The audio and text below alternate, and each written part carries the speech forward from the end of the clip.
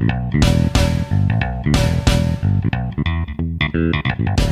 the Global March is the biggest wildlife conservation event in this country. Thousands of people have come from all across the nation, different sectors, people from all walks of life, including children, business people, conservationists, rangers, you name it. I'm glad today I'm here for the first time to this Global March, and it is the spirit of encouraging the youth so that they can be able to be the future defenders of the national heritage or the wildlife heritage. We have endangered species and we need to protect them. And these are important. And for us, it's a heritage that generates employment, generates money for the economy, and we need to do everything to save this wildlife as well. When you trade in trophies, then what are you saying? We are telling the younger generation that it's okay to kill animals. So we want to make sure we can be able to hold on to what we have and even grow it for future generations. So we don't want to have any trade, not only illegal, but even legal trade. Poaching is a global disaster, and animals need their lives just like how we need ours.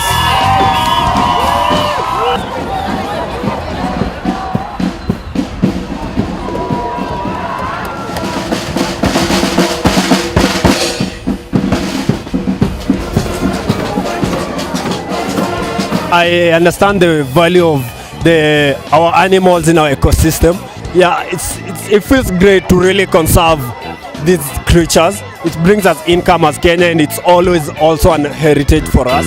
If now we've added giraffes to the list of almost endangered animals, what happens to in the next 20 years? Will our kids just be seeing giraffes at roundabouts and statues? We are against the market and the trade of our wildlife. Let's walk the streets, make noise about it, and we believe that somebody somewhere will hear what we are talking about.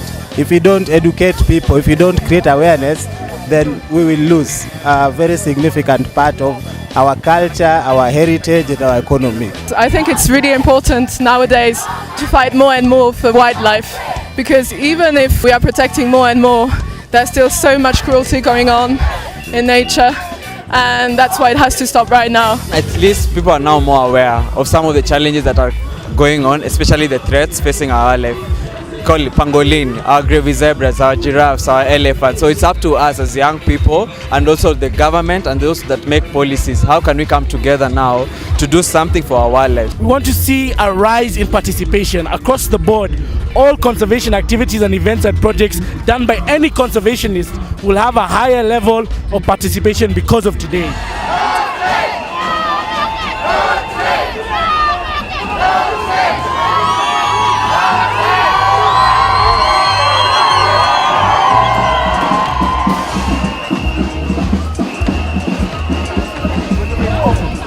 We are not going to relent on this agenda. I am very clear. As a Kenyan government, and we have consulted extensively with stakeholders, we have one position. Elephants will go to Appendix 1. Giraffe will go to Appendix 2. And we must take this position seriously.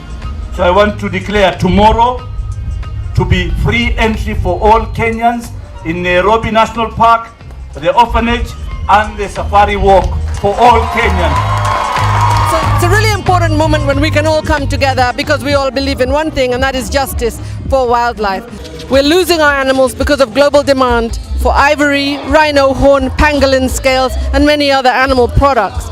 And as Kenyans, we're saying we're going to defend this, we're going to champion it, but we want people around the world to stop buying this stuff. Honestly, you don't need pangolin scales, you don't need rhino horn, and you certainly don't need ivory. So stop buying it, and let's look after our animals where they belong.